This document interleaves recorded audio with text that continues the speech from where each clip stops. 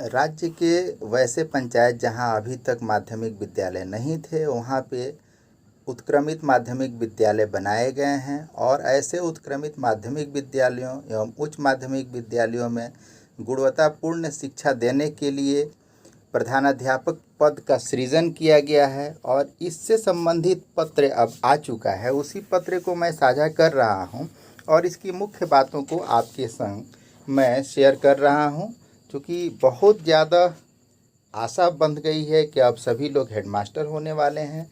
तो आइए इसकी सच्चाई को हम जानते हैं। पहले तो कैडर की बात करें तो कैडर का मतलब है प्रधानाध्यापक उच्च माध्यमिक विद्यालय का संवर्ग होगा ये, और ये प्रमंडल स्तर का होगा, सब डिवीज़न लेवल का होगा। प्रधानाध्यापक की नियुक्ति के लिए जो योग्यता है वह है कि भारत का नागरिक होना चाहिए, पहली शर्त है, और दूसरी शर्त है कि उसे बिहार का निवासी होना चाहिए, यानी अदर स्टेट का कोई व्यक्ति यहाँ पे प्रधानाध्यापक नहीं बनेगा।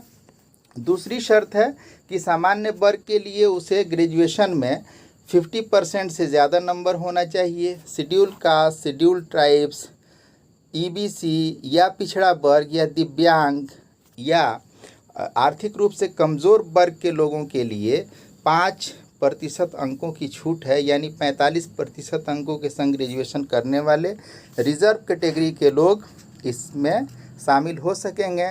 इसके संग मौलाना मजहरुल हक अरबी फ़ारसी विश्वविद्यालय से आलिम की डिग्री लेने वाले या मदरसा शिक्षा बोर्ड से आलिम की डिग्री लेने वाले या दरभंगा संस्कृत विश्वविद्यालय से शास्त्री की डिग्री लेने वाले भी इसके लिए योग्य माने जाएंगे।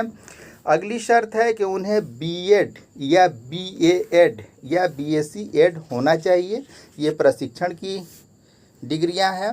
और अगली महत्वपूर्ण शर्त है कि अगर 2012 के बाद उनकी बहाली हुई है तो शिक्षक पात्रता परीक्षा यानी बिहार के द्वारा जो एसटीईटी आयोजित हुआ था उसे उन्हें उत्तीर्ण होना चाहिए। एक्सपीरियंस की शर्त भी है और ये शर्त अलग अलग है। अगर नियोजित माध्यमिक शिक्षक है और वो बिहार का है तो नियोजित माध्यमिक शिक्षक के लिए 10 साल की कंटिन्यू सर्विस होनी चाहिए। अगर सीबीएसई या आईसीएसई या बिहार स्कूल एग्जामिनेशन बोर्ड से संबद्धता प्राप्त किसी विद्यालय का शिक्षक है तो उसे 12 वर्ष की माध्यमिक शिक्षक के पद पे सेवा किया हुआ होना चाहिए। ये माध्यमिक के लिए 2 शर्तें हैं, 10 साल और 12 साल। इसके बाद उच्च माध्यमिक शिक्षक के लिए अगर वो नियोजित उच्च माध्यमिक शिक्षक है तो उसे 8 वर्ष का अनुभव होना चाहिए, और अगर सीबीएसई या आईसीएसई या बिहार बोर्ड से संबद्धता प्राप्त किसी स्कूल का वह शिक्षक है उच्च माध्यमिक शिक्षक तो उसे न्यूनतम 10 वर्ष की सेवा होनी चाहिए। और इस अनुभव की गणना की जाएगी उसके योगदान की तिथि से या प्रशिक्षण प्राप्ति की तिथि से। ऐसा इसलिए क्योंकि शिक्षक का अर्थ ही होता है प्रशिक्षित शिक्षक, और अगर कोई व्यक्ति अनट्रेंड के रूप में टीचिंग ज्वाइन करता है और बाद में ट्रेनिंग करता है तो उसकी सीनियरिटी उस दिन से काउंट होती है जिस दिन उसकी ट्रेनिंग पूरी होती है। एज के संबंध में भी इसमें प्रोविज़न अलग अलग है। अगर बिहार के अंतर्गत पंचायती राज संस्थाओं के अंतर्गत नियोजित शिक्षक है तो उसके लिए कोई एज लिमिटेशन नहीं है, न अपर एज लिमिट न लोअर एज लिमिट। लेकिन यदि सीबीएसई या आईसीएसई या बिहार स्कूल एग्जामिनेशन बोर्ड से संबद्धता प्राप्त विद्यालय में कार्यरत शिक्षक है तो उसके लिए मिनिमम एज 31 ईयर और मैक्सिमम एज 47 ईयर होगी। रिजर्वेशन वही होगा जो बिहार सरकार के सामान्य प्रशासन विभाग के द्वारा मान्य है। प्रधानाध्यापक पद के लिए जो आरक्षण रोस्टर है वह प्रमंडल स्तर पे अनुमोदित होगा और इसे अनुमोदित करने की शक्ति प्रमंडलीय आयुक्त को दी गई है। आरक्षण रोस्टर बिंदु 1 से शुरू होगा। नियुक्ति की प्रक्रिया क्या होगी इसके बारे में भी बात बताई गई है।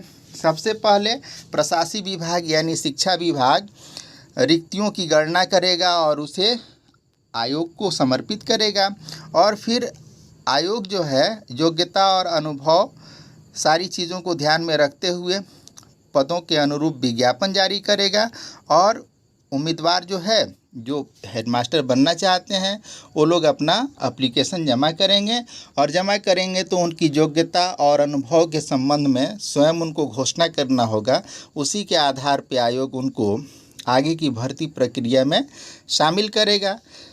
जो प्रश्न पत्र होगा वह 150 प्रश्नों का होगा और सभी प्रश्न जो हैं ऑब्जेक्टिव होंगे, मल्टीपल चॉइस क्वेश्चन होंगे और अगर गलत आंसर कोई देता है तो एक गलत आंसर के लिए 0.25 अंक की निगेटिव मार्किंग होगी। यानी 4 क्वेश्चन गलत करने पे एक क्वेश्चन के लिए मिलने वाले जो वेटेज है, जो अंक है, उसके बराबर की कटौती हो जाएगी। क्वालिफाइंग मार्क्स क्या होगा ये कमीशन डिसाइड करेगा और अगर एग्ज़ाम क्वालिफाई कर जाते हैं तो उसके बाद ये आयोग जांच कराएगा कि उनके द्वारा जो सर्टिफिकेट दिया गया है वो सही है कि नहीं और प्रमाण पत्रों की जांच होने के बाद ही उनकी नियुक्ति की जा सकेगी। प्रमाण पत्रों में शैक्षणिक और प्रशैक्षणिक योग्यता के संग अनुभव प्रमाण पत्रों की भी जांच होगी। यहाँ पे एक महत्वपूर्ण बात समझने वाली है कि सीबीएसई या आईसीएसई से जो संबद्धता प्राप्त विद्यालय हैं या बिहार बोर्ड से भी संबद्धता प्राप्त जो विद्यालय हैं, वहाँ जो शिक्षक का वेतन भुगतान होता है वह उनके बैंक अकाउंट में होना चाहिए। उसी अकाउंट से ये वेरीफाई होगा कि वास्तव में उनका वेतन भुगतान होता है कि नहीं होता है या कितना होता है और उनका जो एक्सपीरियंस सर्टिफिकेट होगा वह उनके कॉलेज के द्वारा वेरीफाई किया जाएगा। जब नियुक्ति होगी तो उसके बाद 2 साल का प्रोबेशन पीरियड होगा। प्रोबेशन पीरियड में सीखा जाता है कि आगे काम कैसे करना है। पहले ये 2 साल का होगा और 2 साल में अगर उनकी ट्रेनिंग पूरी हो जाती है और वो परीक्षा जो है प्रशिक्षण के बाद जो परीक्षा होगी उसको क्वालिफाई करते हैं तो फिर उनके सेवा की संपुष्टि कर दी जाएगी और वो अस्थायी प्रधानाध्यापक बन जाएंगे। अगर 2 साल में उनकी सेवा संतोषजनक नहीं होती है तो 1 साल का अतिरिक्त अवसर दिया जाएगा और अगर ये 3 साल में नहीं करते हैं तो फिर उनसे स्पष्टीकरण पूछ करके उनकी सेवा समाप्त भी की जा सकती है। नियुक्ति के बाद विभागीय परीक्षा भी देनी होगी और उसे उत्तीर्ण भी करना होगा और इसके बाद उनकी सेवा संपुष्टि का काम भी होगा। वरीयता सूची का निर्धारण सामान्य प्रशासन विभाग के दिशा निर्देशों के अनुसार प्रमंडल स्तर पे होगा। ट्रांसफ़र की भी सुविधा है। हेडमास्टर का पद ट्रांसफरेबल होगा, यानी एक विद्यालय से दूसरे विद्यालय में एक प्रमंडल के अंतर्गत उनका ट्रांसफ़र होता रहेगा। विशेष परिस्थितियों में उनका ट्रांसफ़र दूसरे सब डिवीज़न में भी हो सकता है, लेकिन दूसरे सब डिवीज़न में जाने पे उनके वरीयता पे कुछ प्रभाव पड़ेगा और सेम सब डिवीज़न में हैं तो उनके ट्रांसफ़र की अथॉरिटी आरडीडी यानी रीजनल डायरेक्टर जो हैं एजुकेशन के उनके द्वारा की जाएगी। जबकि दूसरे प्रमंडल में ट्रांसफ़र के लिए उनके जो नोडल ऑफिसर होंगे वो निदेशक माध्यमिक शिक्षा होंगे। अनुशासनिक कार्रवाई के लिए बिहार सरकारी सेवक नियमावली जो 2005 की है उसके अधीन अनुशासनिक कार्रवाई होगी। चूँकि ये पद राज्य का पद है, राज्य संवर्ग का पद है और सेवा शर्तें इनकी राज्य कर्मियों के बराबर होंगी, उन्हीं की तरह इनकी सुविधाएं भी होंगी, तो उन पे कार्रवाई भी सरकारी सेवक नियमावली के अंतर्गत ही होगी। अगर नियुक्ति की अवधि में किसी प्रधानाध्यापक की मृत्यु हो जाती है तो अनुकंपा की भी सुविधा होगी, लेकिन उनके आश्रित को नियोजित शिक्षक या विद्यालय सहायक या विद्यालय परिचारी के रूप में ही नियोजित होने के लिए अवसर होगा अनुकंपा के नाम पे। जो राजकीयकृत या प्रोजेक्ट बालिका उच्च विद्यालय हैं, वहाँ जो अभी प्रधानाध्यापक हैं वो लोग राज्य संवर्ग के प्रधानाध्यापक माने जाते हैं और उनका पद यथावत रहेगा। ये नियमावली अभी जो बनी है यह राजकीयकृत या प्रोजेक्ट बालिका विद्यालयों के प्रधानाध्यापक के लिए नहीं बनी है। वहाँ जो व्यवस्था अभी तक है वही रहेगी।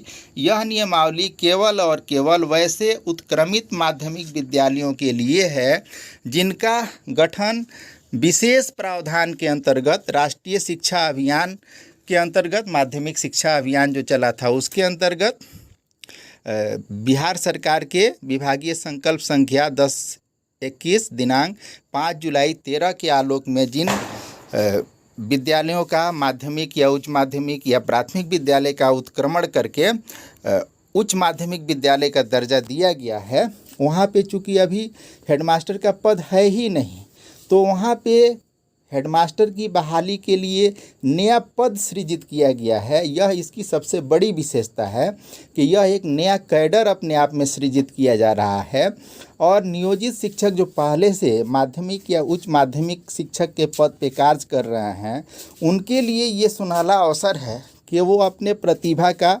प्रदर्शन करें और इसमें सारे सीट अपने लिए सुरक्षित कर लें। निश्चित रूप से हम लोग इसका लाभ लेंगे। इसी शुभकामना के संग बहुत बहुत धन्यवाद।